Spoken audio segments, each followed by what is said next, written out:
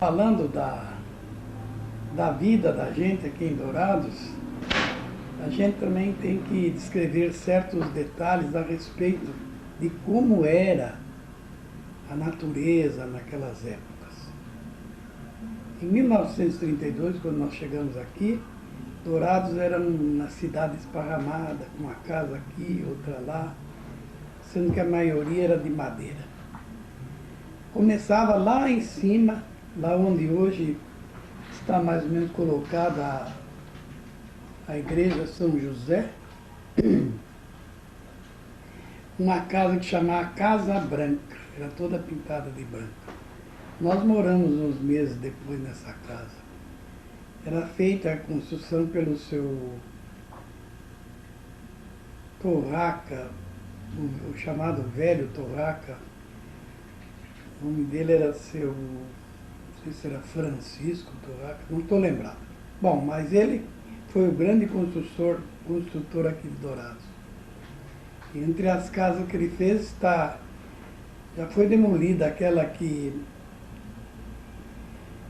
funcionou a prefeitura de Dourados no começo de 1935. A outra existe ainda na esquina da rua Joaquim Teixeira Alves com a rua Paraíba. Bom, nessa ocasião, Dourados era mais ou menos até engraçado. Da parte da rua principal, hoje Marcelino Pires, era o campo e cerrado. E dali para diante tinha a Rua dos Velhacos, hoje Avenida Weimar Torres, que começava o Perobal, mata taluda, que se ia até hoje Itaporã, a colônia, depois Colônia Federal, atravessava o Rio Dourados, lá no Iguaçu, e lá embaixo na barra do Ivinhema, e se ia até o Paraná. Era uma mata fantástica, só de madeira de lei. Eu me lembro que o seu gaúcho, Arnulfo Fioravante, tinha uma chácara ali onde hoje era o começo do Boqueirão, no Laranja Doce. Era uma chácara grande, 40 e poucos hectares. E lá era uma mata fechada. E ele cedeu para o papai tirar madeira lá para fazer sua casa. E o seu Batista, sogro do meu pai, montou uma daquelas serrarias manuais. E lá ele escolhia madeira. Castelo, que ele fez o vigamento, aroeira, que ele fez os esteios, angelim, emburana, aquela madeira de lei, fez quase todas as paredes, e cedro ele fez o soalho. Era uma casa grande, era um sobrado, situado ali na esquina, onde hoje, em frente à Catarinense ali, supermercado Catarinense. E nessa mata havia uma infinidade de animais silvestres. E logo adiante, no Jaguapiru, dali para frente, era a terra dos índios. Valia a pena ver como eram esses índios. Gordos, fortes, corados. Eles vendiam pele de animais que eles caçavam. Então, a caça e a pesca era abundante. E esses índios, então, bem nutridos, formavam uma espécie de civilização à parte. Nas festas que eles faziam, havia tal xixa, que era uma bebida preparada. Eles pegavam o milho verde, mastigavam e punham num coxo grande. E aí ela fermentava, então formava uma bebida meio azedinha e que era altamente alcoólica. Animava as festas. Então esses índios viviam uma vida feliz. E o pessoal daqui da cidade participava dessas festas. Então eu me lembro do chefe da aldeia naquele tempo, o capitão Joaquim. Ele, quando fazia as festas, convidava todo mundo aqui, então iam a cavalo, rapazes, moças, iam participar da festa dos índios. E ali também havia um fato muito interessante. Na beira do Laranja Doce e do Jaguapiru, tanto na margem esquerda como na direita, haviam pequenas propriedades, que depois a Prefeitura de Ponta Porã fixou um limite de 7 hectares. Mas tinha umas que tinham até 30, 40 hectares. E nessas chácaras, cada um era autossuficiente. Eles plantavam feijão, plantavam arroz, tinham canavial que faziam açúcar, plantavam milho, criavam porco, vaca, enfim, eles tinham de tudo ali. E a coisa mais linda que havia nessa região era o espírito comunitário. Quando saía, por exemplo, colheita de feijão, o dono da lavoura chamava os vizinhos tudo para ajudarem. Então faziam os chamados mutirão. Mutirão, onde faziam carne assada de leitoa, galinha assada, tinha pinga, era uma festa. E todo mundo ali trabalhava de dia e de noite dançava. Esses mutirão duravam 3, 4 dias, enquanto durasse a colheita. Terminado aquilo, iam para outras e para outras. E assim continuava aquela vida folgada, porque praticamente ninguém aqui era empregado. Cada um trabalhava por conta própria. E quando você ia nas fazendas, o dono da fazenda te recebia de braço aberto. Lá você ficava 1 dia, 2 dias, 3 dias, quanto quisesse. E quando saía, o dono da fazenda dizia, fica mais, fica mais. Então era aquela vida de uma amizade desinteressada, mas uma amizade boa, onde todo mundo era mais ou menos igual economicamente, portanto não havia concorrência, não havia inveja, não havia ladrão, não havia nada. Era um povo feliz. Cada uma dessas casas, tanto aqui na cidade, como nessa periferia, havia uma coisa engraçada. Era o espírito de cooperação. Por exemplo, o gado no inverno. O gado no inverno emagrecia por causa de geada, passo seco.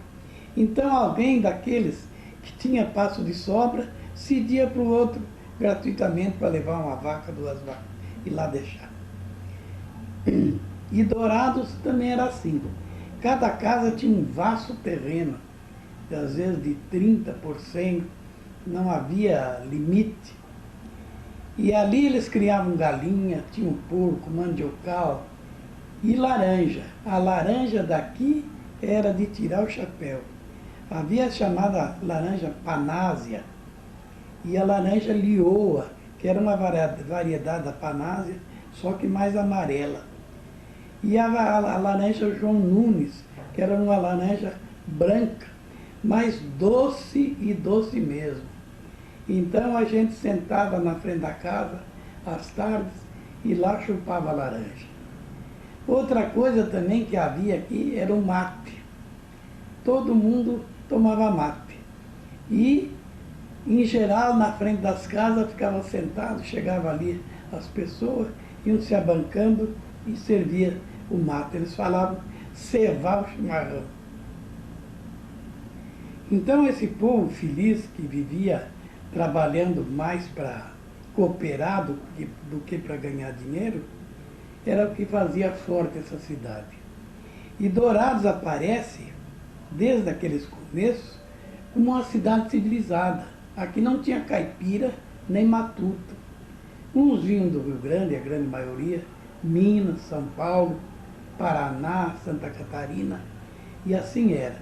Em 1932, quando nós chegamos aqui, todo mundo foi fazer visita para nós. Nós moramos ali numa casinha pobre, humilde, e todo mundo ia nos visitar, oferecendo os préstimos, oferecendo amizade, enfim, oferecendo a própria casa. E assim era o que acontecia com cada família que aqui chegava. E nesse ambiente cordial, a gente vivia aquela vida simples, despreocupados, ninguém pensando em mal nem nada. Agora falam das brigas, dos morticínios, daquelas... Essas brigas eram engraçadas. Quem brigava eram os valentão. O povo mesmo era amigo de todo mundo e ninguém brigava. Então havia nesse ambiente cordial a camaradagem onde todo mundo conhecia todo mundo, onde todo mundo respeitava todo mundo. Esse era mais ou menos o ambiente que a gente tinha em Dourados. Naturalmente, um grande fluxo teve nisso, foi a grandeza e a beleza da natureza. Dourados, quando era pela madrugada, cobria o céu de papagaio, arara, que voavam da região da mata e iam para ali onde hoje é Embrapa, que chamavam o gambá. Ali eles iam, os papagaios, certo, iam comer frutas do cerrado e tudo. E à tarde eles voltavam naqueles bandos e era aquele alarido enorme. E disso até quase anoitecer. E o interessante, nessa ocasião, havia um papagaio dourado. No meio daquela multidão de papagaio, havia um papagaio dourado. E que sempre voava e todo mundo observava. Quando o papagaio dourado não aparecia, o pessoal logo dizia, alguma coisa vai acontecer, o papagaio dourado não apareceu.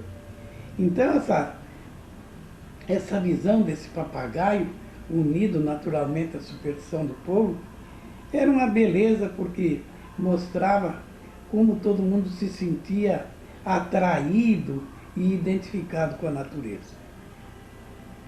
Dourado naquele tempo também não tinha padre, não tinha sacerdote, tinha uma igreja feita parte pelos capilé e outras pessoas, era de material pequenininha, ali em frente à Praça Antônio João, onde hoje é a catedral.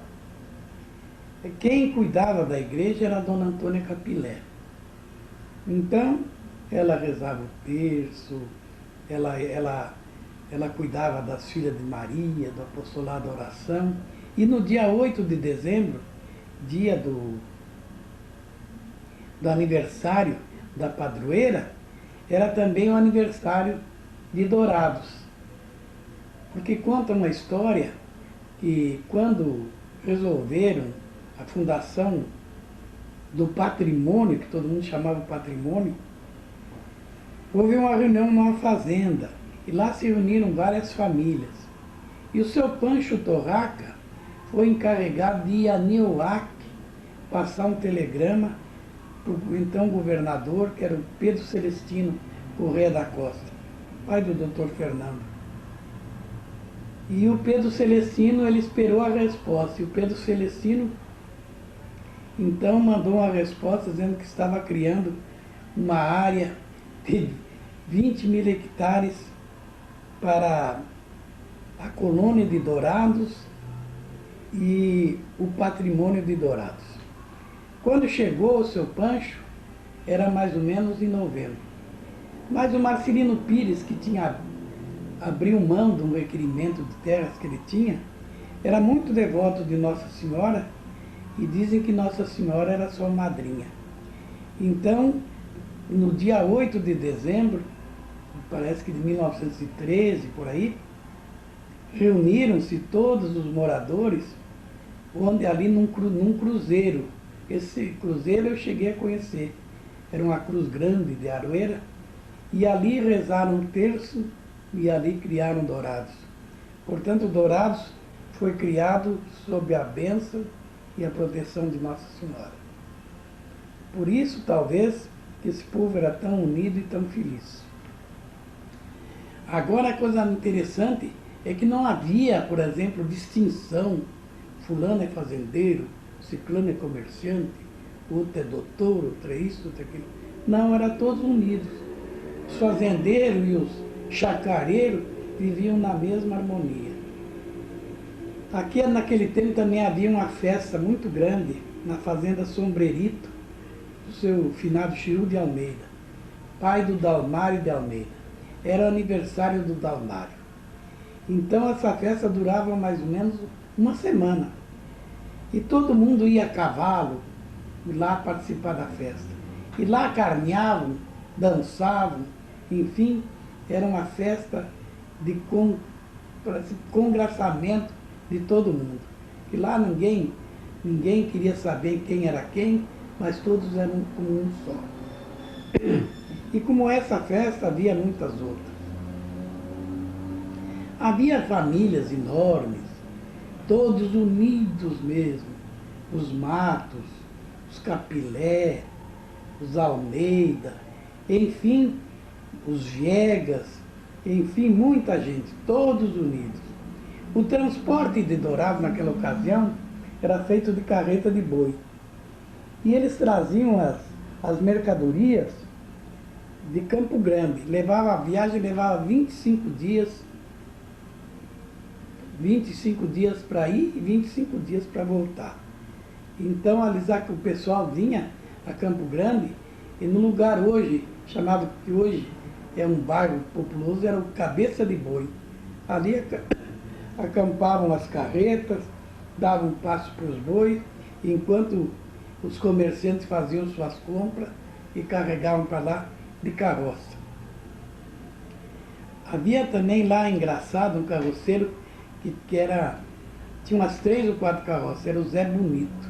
O Zé Bonito é que fazia o transporte da maioria dos compradores de Dourados, da Rua 14, onde estavam a maioria das casas atacadistas, comerciantes, para a Cabeça de Boi, onde estava a carreta. E de lá, então, vinha aquela viagem. A viagem não passava em Maracaju, passava pelo Matacede, ali perto do Rio Brilhante, e depois chegava aqui. E os carreteiros, então, formavam uma espécie de agremiação entre eles. Todo mundo cobrava o mesmo preço e eram unidos. O papai tinha, depois que teve um lixo, o carreteiro dele era o seu Jovino Viegas. Ele tinha mais ou menos umas 8 carretas. Outro carreteiro forte era o seu Osório Nunes de Siqueira, dono da fazenda Alvorada, onde está ali a Comide. Então ali tinha o chamado Mataburro do Osório. Agora ali tem uma figueira. Aquela figueira que muita gente diz que plantou, não é verdade. Aquilo ali nasceu por obra dos passarinhos que comiam a frutinha e defecavam por ali, e ali nasceu, num tronco de cinamomo, nasceu aquela figueira que depois abraçou e matou o cinamomo. Também existe outra figueira, essa aí eu lembro muito bem. Em 1933, nós fomos morar na casa do seu João Vicente, da dona Glorinha, onde hoje está Pinto Costa. E essa casa era uma casa boa, uma casa de madeira, bem feita, bem forrada. Era uma casa que valia a pena. E tinha uma cerca de pau a pique, mas pau a pique de mais de 2 metros, era alta, feita pelo finado João Vicente. E ali numa daquelas, que ela tinha de trecho em trecho, ela tinha uma espécie de mourão, que era um esteio mais grosso, que servia para firmar a cerca. Ali num daqueles mourão tinha uma figueirinha. Eu me lembro porque o papai fez um chiqueiro e o galinheiro bem perto dessa figueira. E eu que tratava dos porcos e das galinhas, então conheci bem ela. E assim era. Muita coisa a gente esquece, muita coisa a gente omite, mas vem vindo à memória e como elas vierem aparecendo, eu vou relatando. Havia muita coisa engraçada também aqui em Dourados. Certa vez, seu Mamoré era de Corumbá. E a mulher dele era a Dona Santinha. Ele era o agente de telégrafo aqui. E depois ele um dia veio com um telegrama, mostrou para a Dona Antônia Capilé a resposta do telegrama dizendo que o fim do mundo vai acabar no dia de finados. A Dona Antônia Capilé, quando leu aquilo, ficou assustada. E a notícia logo correu.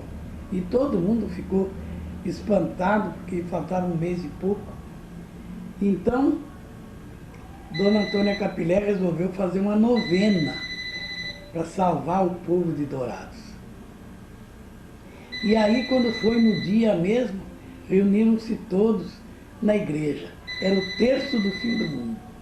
Então, uns vieram a cavalo de longe, outros vieram de carreta. Enfim, a igrejinha ficou cheia e até lá fora da igreja estava cheio de gente. Começou o terço e a Quinha, a professora Francisca de Carvalho, que fazia pouco tempo que estava aqui, tinha organizado a Piunião das Filhas de Maria. Então ela colocou todas as Filhas de Maria de branco com aquele laço de fita azul, né, onde estava a medalha de Nossa Senhora, colocou bem no meio. E dizia, vocês vão ser as primeiras a encontrar com Jesus.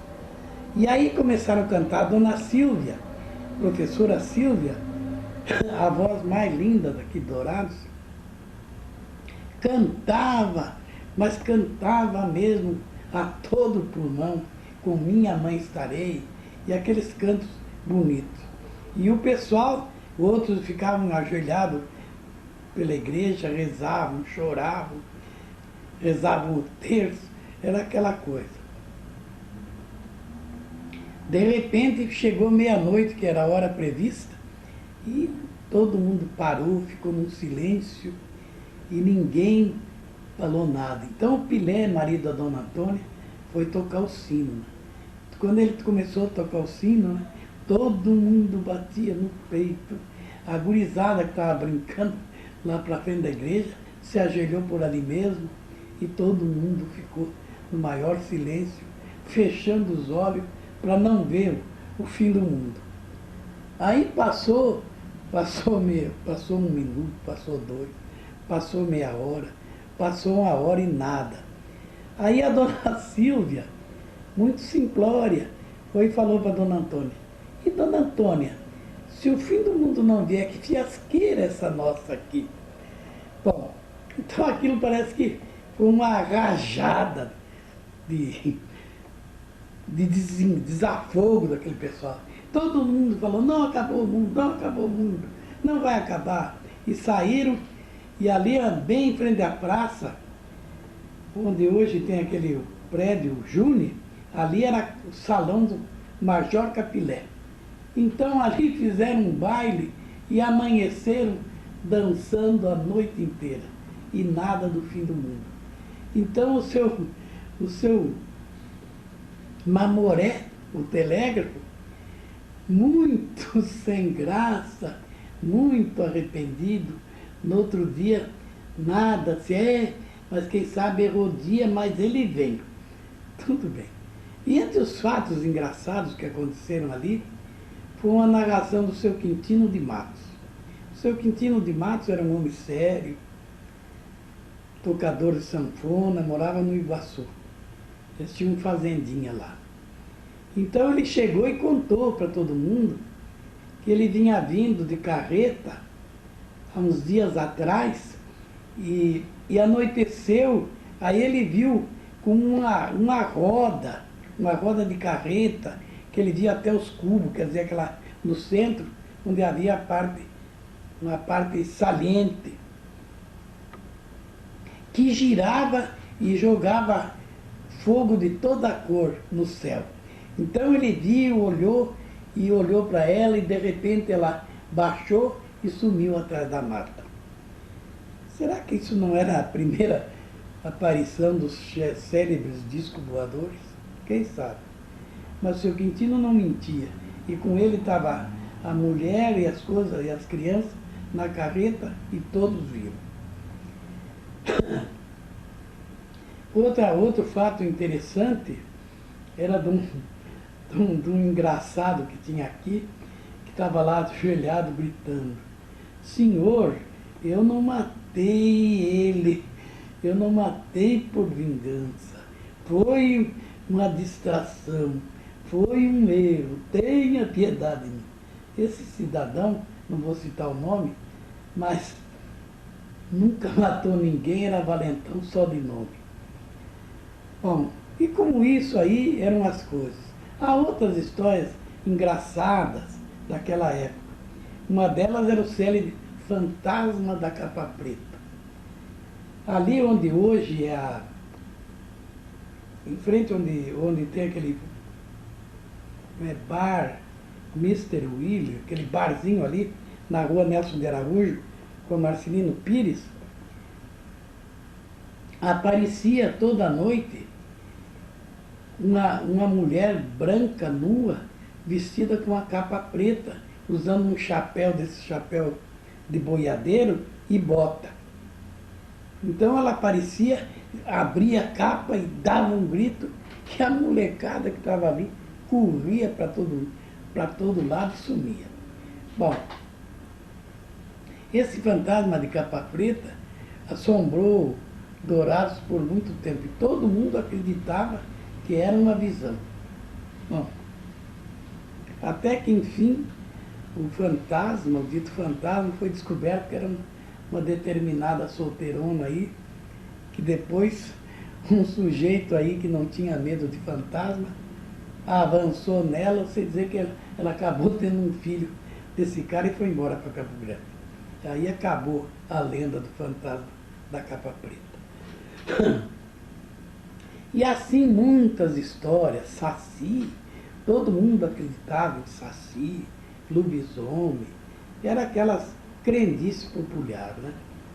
E a gente via o Saci, aquele assobio característico dele, eu mesmo vi. Agora disseram que era um passarinho.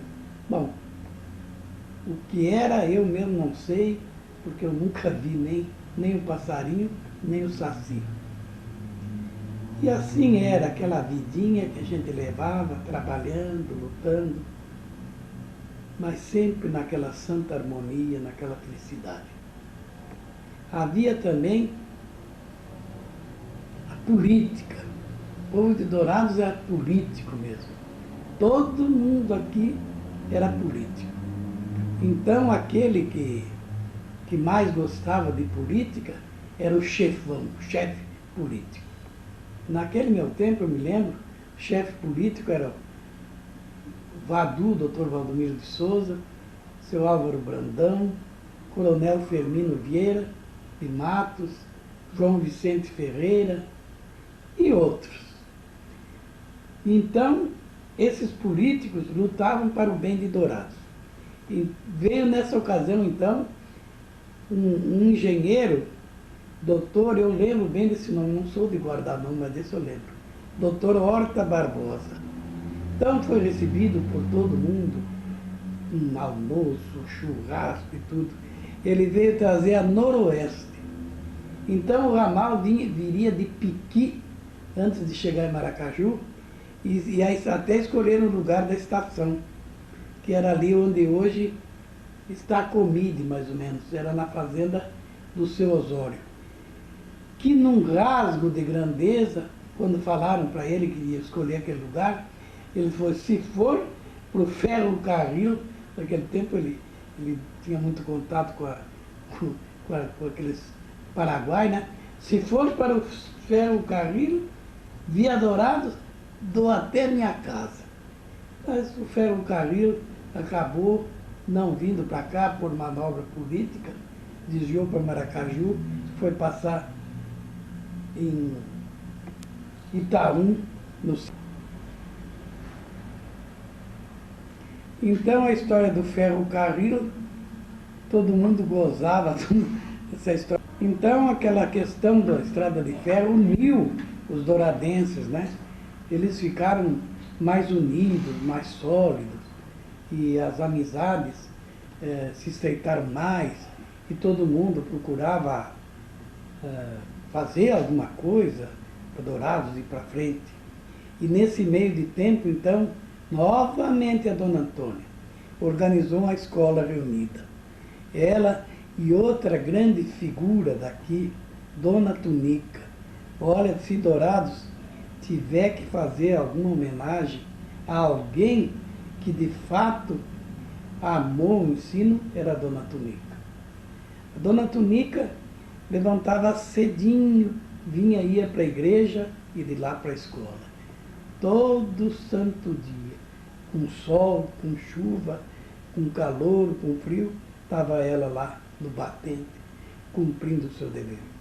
E o que ganhava? Uma tutameia, uma quantia insignificante, eu não lembro, mas era insignificante. Mas ela não fazia aquilo por amor do dinheiro, mas sim por amor ao ensino. Dona Tunica era para os alunos não só a professora, mas uma mestra, uma orientadora, uma pedagoga no sentido verdadeiro da palavra. Porque a palavra pedagogo vem do grego, quer dizer conduzir as crianças. Então, naquele tempo, tanto a dona Tunica, talvez por exemplo dela, não eram professores que davam aula simplesmente para daquilo fazer meio de vida ou bico, mas por amor, para cooperar, para ajudar. Por isso, talvez, aquele pessoal que passaram por essas escolas tiveram aquele grande espírito de fraternidade e de amor ao próximo. Dona Tunica amava tanto o ensino e ela tinha uma casa de madeira lá em cima, perto ali da Abigail Borrari, para cá um pouco. E ela então cedeu ao governo para formar Escola Urbano Oeste. Muito bem, o governo naquele tempo às vezes atrasava quase um ano para pagamento do professor, também o aluguel da dona Tunica ele não pagou. E a dona Tunica era do PTB, Partido Trabalhista Brasileiro. E eu era da UDN, portanto, os opostos, né? Os adversários. Quando a dona Tunica estava doente, mal, já para morrer no hospital, ela me chamou. E variando, ela disse: Celso, você que é da UDN, fala para o doutor Fernandes pagar os aluguel, que eu quero comprar uns pés de anjo e uns carpim para as crianças pobres desfilar no dia 7 de setembro. Não esqueço daquilo. Imagine quantos anos já haviam passado, quanto tempo, e ela não esquecia de que precisava o dinheiro, não para ela, mas comprar pé de anjo e carpim. Sabe o que é pé de anjo? Pé de anjo é tênis, naquele tempo chamavam pé de anjo. E carpim eram essas meinhas curtas que as crianças usavam naquele tempo e hoje, até hoje a gente usa. Por isso, dona Tunica foi o símbolo do professor que deu a pouca cultura que tinha com o maior amor do mundo. Não apenas a sua cultura, mas o seu amor, o seu carinho, a sua dedicação. Coisa que nesses dias, com essas greves, por isso, por aquilo, até um paradoxo falar nisso. Mas assim era. Nesse tempo, então, meu pai foi que mudou para Maracaju. Lá trabalhou como caixeiro do Nobre, e foi aí que eu fui para Campo Grande, no Colégio Dom Bosco, em 1936, para estudar. Nesse período de tempo, papai, então, voltou para Dourados e abriu um bolicho chamado Casa São João, onde hoje é a Pernambucana. Ali papai tinha uma casa de secos e molhados e trabalhava, meu pai trabalhava. Quando eu vinha nas férias, eu ia fazer as medições para o papai, para ele descansar um pouco. E na nossa condução, quando não era O Pega-Manso, coitado do Pega-Manso, o cavalo velho, que ia quase a trote muito arrastado, que me levava, o papai tinha uma moto, uma motinha, moto até inglesa, não lembro o nome, era cor verde. Então eu ia nessa motinha até onde podia ir, e de lá deixava numa fazenda e ia fazer o serviço. Pois bem, aí o papai nessa casa São João, ele era muito devoto de São João, então ele resolveu fazer uma festa em homenagem a São João. Era fogueira. Ali na frente da casa, então fazia aquela fogueira enorme, alta mesmo. E lá a gente trazia aquelas taquaruçu, é uma taquara que dá na beira dos córregos, e punha, enfiava no meio da fogueira. Quando a taquaruçu dentro dos gomos, sempre tinha uma água. E com o calor da fogueira, aquela água esquentava, dilatava, formava vapor, então explodia, dando aqueles tiros. E o que a gente nas fogueiras era a coisa mais engraçada. O povo todo cooperava. Então traziam pé de moleque, batata doce, e assim pipoca, e era aquelas, e quentão. Quentão era a especialidade desse povo. Fazer um quentão era coisa difícil, mas era coisa gostosa. Então todo mundo entrava no quentão, ficava alegre, e em roda da fogueira cantavam, dançavam, e aquilo ia até altas horas da madrugada. Era a festa de São João. Nesse tempo também o papai sempre quis participar das coisas que eram por bem de Dourados. Então organizaram um centro para discutir e tratar das coisas de Dourados, idealizado por seu Câmara, Dr. Horácio de Almeida, os padres franciscanos, Frei Gino e Frei Julião, e formaram o chamado Centro Cívico Antônio João. Ali se reuniam e debatiam as questões mais pendentes em Dourados. E eu sempre ia lá, assistia aquelas reuniões, né? Então todo mundo achava que Dourados devia ter um ginásio, porque era muito difícil o pessoal estudar em Campo Grande, e o ginásio lá era o Dom Bosco e o Oswaldo Cruz, internato, caro, né? Que a maioria não podia pagar. Pois bem, esse centro Antônio João depois penetrou a política, como sempre, né? Estragou com tudo. E acabou o Centro Cívico Antônio João. Aí, nesse meio de tempo, eu que era moleque, briguento, enfim, era moleque como todo mundo era naquela época, me converti. Tinha o Padre Pio lá no Dom Bosco, que era meu professor de português, um velhinho, um santo velhinho. E ele, então, quando cheguei lá, no primeiro exame de admissão que teve, eu passei em primeiro lugar. Então ele achava que eu era muito inteligente e sempre me aconselhava, me trazia livro da vida de Dom Bosco, da vida de santo. Aí eu fiquei católico mesmo, fervoroso, e resolvi ser padre. E foi nessa ocasião, então, que chegou em Campo Grande, lá no ginásio Dom Bosco, 3 franciscanos. Um era o Frei Antonino, que era o chefe, depois o Frei Julião, e o outro eu não lembro. Mas os 3, então, aquilo quando passaram aqueles frades com aquele cordão, aquele hábito, aquilo me deu uma impressão que eu achei que ali que ia ser o meu lugar. Então eu fui lá e falei com eles, e aí arrumaram o colégio, e eu fui para Colégio Seráfico São Luís de Tolosa, no Paraná, estudar no seminário. Lá no seminário eu passei 6 anos da minha vida. Rezava muito, estudava muito, mas não era lá muito bem comportado.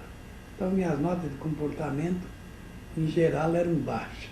E quando a gente recebia a nota, que era menos do que 7, tinha que guardar um dia de silêncio. O que é que eu vou fazer, né? Entrava na dose. Então lá havia um teatro dirigido por um frade franciscano que era muito culto, tinha estudado na Europa. Era Frei Alfredo Setaro. Já morreu, coitado do Frei Alfredo. Então ele montava aqueles dramas, aquelas comédias, aquelas coisas, né? Então fizeram um drama, eu me lembro, era o Grilheta. E eu fazia o papel de Frei Eusébio, um padre. E tinha uma cena lá que eu devia comparecer, pedindo silêncio e tudo, quando iam chegando os feridos do combate e estavam sendo perseguidos, então não podia dizer, era no meio da floresta. E eu, no falar pedir silêncio, imitei um padre que tinha lá, que era muito engraçado, Frei Amando, e eu falei, silêncio. E isso aí, todo mundo no teatro caiu na gargalhada. Ganhei uma semana de silêncio, que distraiu o pessoal do teatro. E assim como o outro. Tinha um outro que era Aspistrina. Então, eu era o Carrasco. E o Vendelino, depois eu me converti ao cristianismo, eu tinha um colega muito engraçado, chamado Vendelino. E o Vendelino, então, numa cena lá, ele aparece decapitando os cristãos. E eu também, que tinha sido Carrasco, era cristão convertido, me apresentei para ele me decapitar também. Quando ele foi baixar a espada, né? Ele enroscou a espada no cenário e a espada voou longe, né? E voou longe, então tinha uma cabeça ali ao lado do cepo, onde ele devia erguer e mostrar, olha onde está o Carrasco, né? E apertar, a gente apertava uma trouxinha com naquela groselha, que era vermelho, né? Como se fosse o sangue, então apertar aquilo. Eu não vi que ele tinha jogado a espada fora e apertei a trouxinha. E aí era uma gargalhada só no teatro. Quando devia ser aquela cena mais pesada, né? Era a conversão do pai, do carcereiro, tudo aquilo, ia ser uma verdadeira choradeira. Também peguei silêncio. Aí não quis mais saber de teatro. Mas lá no seminário a gente levava uma vida muito interessante. Os frades franciscanos tinham um conceito de liberdade, onde cada um fazia lá o que bem entendia. Não podia era mentir. Então, mentiu, estava frito. Então, o padre lá perguntava as coisas, tinha que dizer a verdade. Podia ser a coisa mais grave. Muito bem. Aí, nessa ocasião, eu vim a Dourados, numas férias, e houve uma tragédia na minha família. A Nilda, minha irmã, nós fomos num piquenique no Rio Dourados, no caminhão do Emílio Rosa. E a Nilda morreu afogada lá. Aquilo me deu uma tristeza tão grande, uma verdadeira aflição. Quase que até perdi a fé. Como que Deus ia permitir a morte daquela menina tão boa, tão religiosa, tão inocente? Levava dias para achar o corpo. Pois bem, quando eu voltei para o seminário, eu não tinha paz, não tinha sossego. Aí pedi para vir embora. Frei falou para mim, meu confessor falou para mim, não, espera mais um pouco, talvez isso acabe, espera até o retiro. Eu falei, não aguento mais. E vim embora. E aí meu pai, então, arrumou com o reverendo Mário, que era o pastor protestante aqui, para eu estudar no Mackenzie. E lá eu fui, fiz exame e entrei no Mackenzie. Lá fiquei 4 anos. Mas voltamos aqui para Dourados. Esses são outros 500. Depois do centro cívico ter ser criado, né, formou uma verdadeira rinha política. Então saiu primeiro a Emancipação Dourados, 1935. O primeiro prefeito foi o coronel João Vicente Ferreira, fazendeirão forte. O seu João Vicente era assessorado por gente boa, gente simples, entre eles o seu Franquilinha Zambuja. O seu Franquilinha Zambuja era o tesoureiro, era o secretário, era tudo na prefeitura. O seu João Vicente era muito culpado, praticamente quem resolvia todos os problemas era o seu Franquilinha. Exemplo de honestidade, exemplo mesmo. O seu João Vicente, Dourados, naquele tempo recebia dinheiro que vinha de Cuiabá. Mas esse dinheiro quase nunca chegava. E quando vinha o fim do mês, seu João Vicente vendia a vaca. As vacas, vendia isso para pagar os funcionários e as despesas da prefeitura.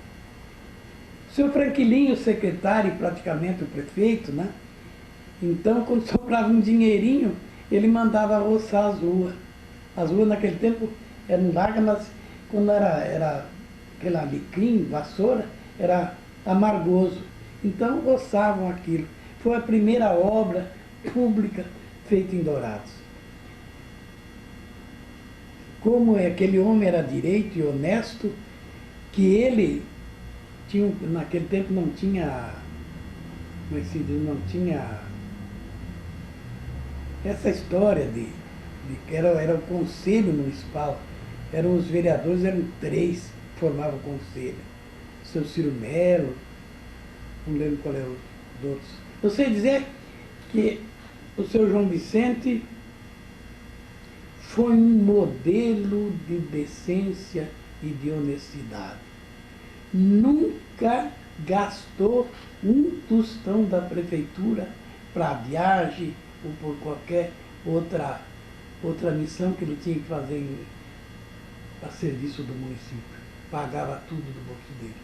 E assim era o seu Franquilinho. Um homem limpo, pobre, mas de uma honradez, de uma seriedade muito rara, que hoje em dia, eu acho, quem contempla os atuais quadros e vê essa gente no começo de Dourados, fica até fazendo o sinal da cruz. Que diferença, que coisa, como é da água para o vinho as coisas hoje. E assim foi meu pai, então, tocando a Casa São João, e eu estudando.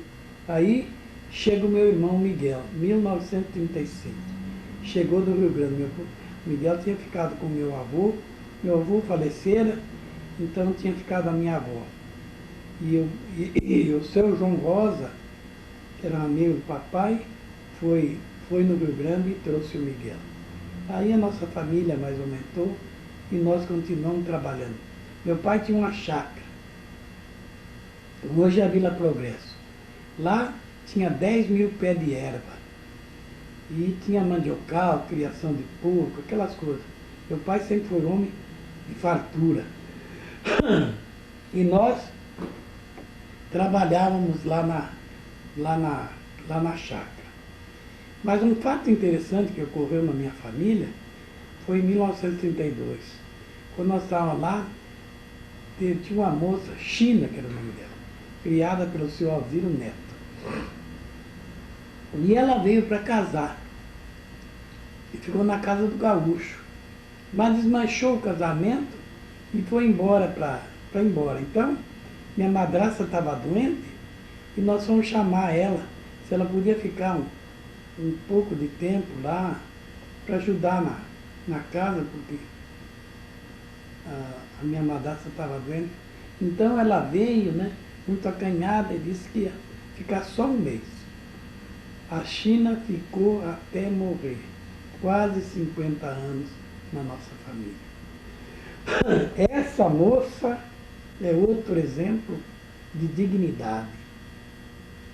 Sempre ficou solteirona, mas amiga, trabalhadora, incorporou-se à nossa família e se identificou com a nossa gente de tal modo que como se fosse da família, membro da família. Cuidava de tudo.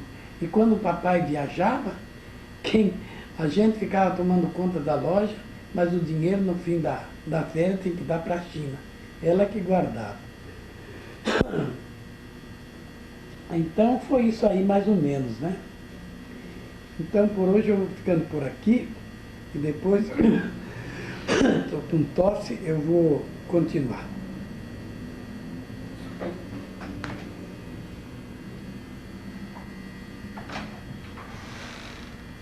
Deu pra